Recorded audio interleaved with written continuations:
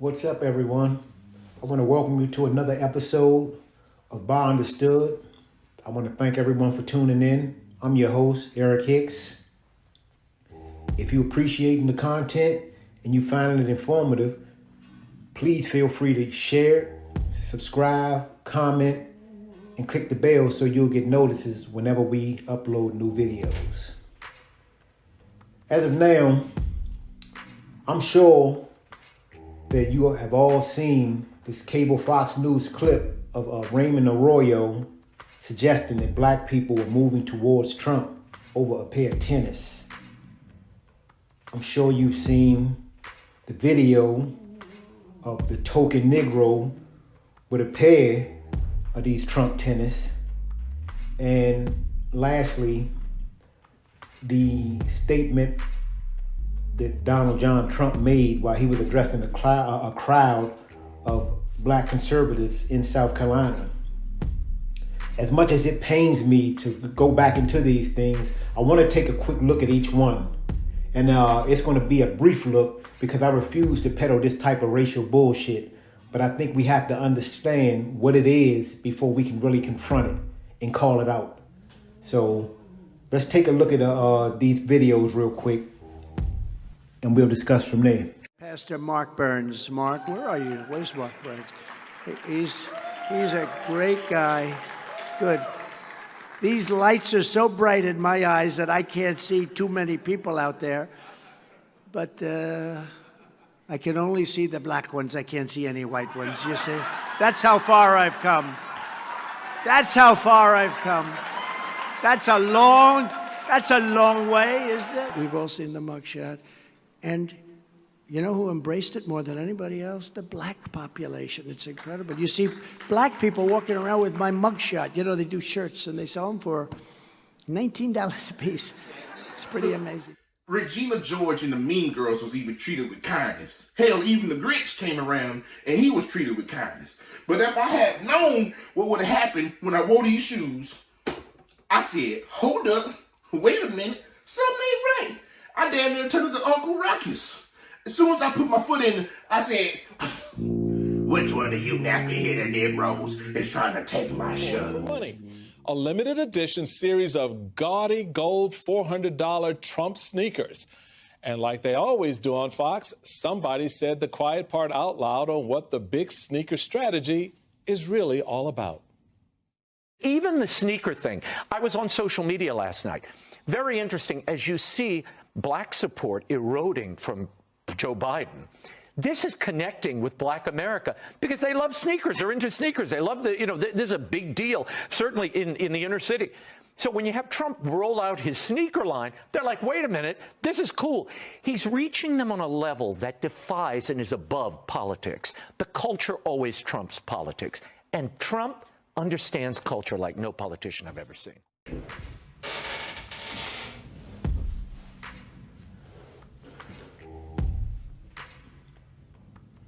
As you see, there's a lot to unpack. Let me start out by saying that as I watched these videos, I couldn't even begin to explain my rage. You know, I mean, my damn head was about to explode, you know. But it was once said that to be black and conscious in America is to be in a constant state of rage. And I find that to be true. You know, it's that kind of rage that could be heard in Lorraine Hansberry's voice way back in 1963 when she chastised the Attorney General, Robert F. Kennedy, on the morality of a civilization that could nonchalantly produce a photograph of white cops standing on the neck of a young black woman in Birmingham. And it's also the rage that can be heard in the voice of Nina Simone during this interview. If I'd had my way, I'd have been a killer. Okay? That's true. I would have had guns and I would have gone to the South and gave them violence for violence, shotgun for shotgun. If I had my way. But my husband told me I didn't know anything about guns and he refused to teach me. And the only thing I had was music, so I obeyed him. But if I'd had my way, darling, I wouldn't be sitting here today. I'd be probably dead somewhere because I would have used guns during those years. I was never a nonviolent person. You see, the disease that underlies Arroyo and Trump's statements is that we know to be white supremacy. It's a disease and it's a scourge, but it's real. You know, it's real to the extent that it matters in how our everyday lives are lived, you know, how we conduct ourselves and how society overall functions. But if I've learned nothing else from my elders, I've learned that this desperately dishonest and morally bankrupt and bottomlessly cruel ideology, it relies on ignorance, arrogance, and a detachment from reality, and of course dangerousness, especially when it comes to us. But these are the things that allows it to thrive, and we have to keep that in mind. It's ignorant, the ideology that is, in that you see this guy Arroyo and Trump drawn from a well of different historic black stereotypes. None of these stereotypes which have anything to do with the reality of who we are, but rather the images that these type of people who subscribe to whiteness have conjured up in their minds of who we are. You know, it has nothing, absolutely nothing to do with who we are as individuals. You know, there's Arroyo's fantasy of the dim-witted infantile Negro who cares about absolutely nothing of substance and loves nothing more than something as trivial as a pair of Trump tennis. And then, in one instance, you have Trump fetishizing over the image of the Negro criminal who can identify with his mugshot. Really, people? Really? Is this where we are in 2024? And I would like to ask people who support this ideology, black people, and you know, people that are white too. Is this really where we are? Do you really feel comfortable with this? Really? But I've long since figured out something about this thought process, and that is that, you know, it reveals exactly to me who these people are who subscribe to whiteness. And as I said, it reveals nothing, absolutely nothing about who we are as a people. And I'll explain it like this. You see, these are the people who found it necessary to invent the term nigger. You know, this is this figure that they conjured up in their imagination. And we have to ask ourselves, why was it necessary for those people who practice whiteness to create this imaginary figure known as the nigger? You know, I ask this because neither myself, none of my listeners, none of my elders or my ancestors, none of them are niggers. So those people who subscribe to whiteness, they need to ask themselves, why was it important and why is it important? Or why is it even necessary for them to create, you know, to have created this imaginary figure in their mind? This is a question that they really need to ask. And it's a question that the country, it's never been able to answer this question. You know, it's not a question that we as black folks need to try to answer. It's a discussion that they really need to have in their own communities. Because not only have they created the nigger, but they've also created these other imaginary stereotypes such as the Sambo, the Coon, the Uncle Tom. And they've even joked that our children were alligator bait. Now, to believe in these things, it requires one to have a certain detachment from reality. You know, the kind of detachment where you believe that you're better than another human being simply because of the color of your skin. And just to illustrate how absurd this shit is, those who subscribe to whiteness have created this docile figure that I just mentioned. You know, this black figure known as, in their mind, as the Uncle Tom. Now, the historic roots of this person was basically that, you know, in their minds, he was a weak, subservient, and cringing black man. You know, he had no rights that they had to respect. You know, he was basically a pet. Now, I'm gonna explain this to you. I want you to just imagine this for 1 second. And this is just to show you how detached from reality all of this shit is. Now, this is the person, the Uncle Sam, right? Now, you ask yourself, what happens when these very same people who created this imaginary figure remove the term uncle from this imaginary person's title? You know what happens? In their world, he is now just plain old Black Tom. And at that moment, in their mind, he becomes the black criminal that's capable of committing homicide, rape, arson, robbery, and all other types of crimes that they have assigned to us historically. It's insanity though, and it's a real sickness. It really is. Now, of course, as we saw from the video, we do have black folks who will, for a fee or some other kind of material gain or advancement, they'll act a part of the imaginary coon for the entertainment of these people. Whether it be the idiot with the sneakers, or whether it be those black folks who sat there churning in the midst of being patronized and disrespected by the ignorance of Donald John Trump. But I'll tell you this. They don't speak for us. I know they don't speak for me. And I'm pretty confident that they don't speak for any of my listeners. Instead, I think that they all personify this level of tokenism, shamelessness, selfishness, and blatant cowardice that allows white supremacy to thrive.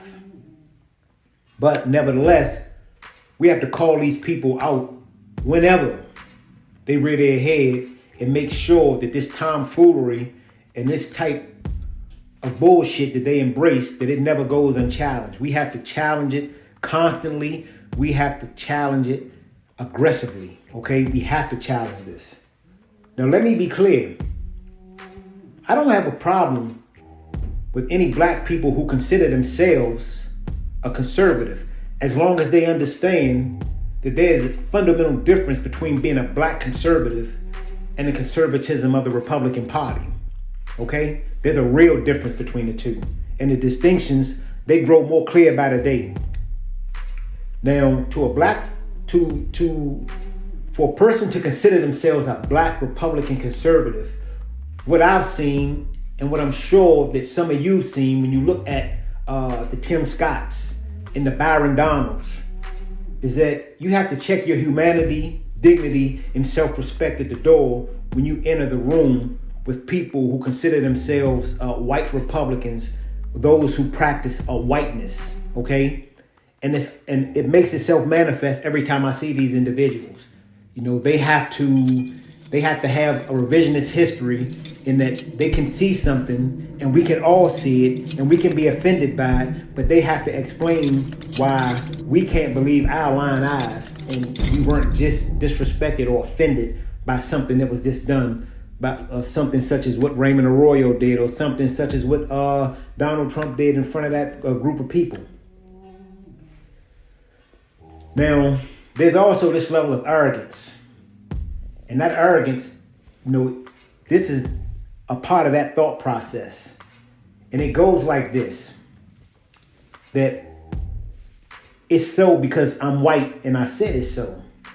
So if I believe that black people are infantile and that they attach their unyielding support to something as trivial as a pair of sneakers, or would cast a ballot for an individual who surrounds himself with people who have shown us in no uncertain terms that they are hell-bent on stymieing all black progress, based on just a pair of sneakers, that person would support them, or if they would identify with a person because they're criminals, then it's so because I'm white and I said it so.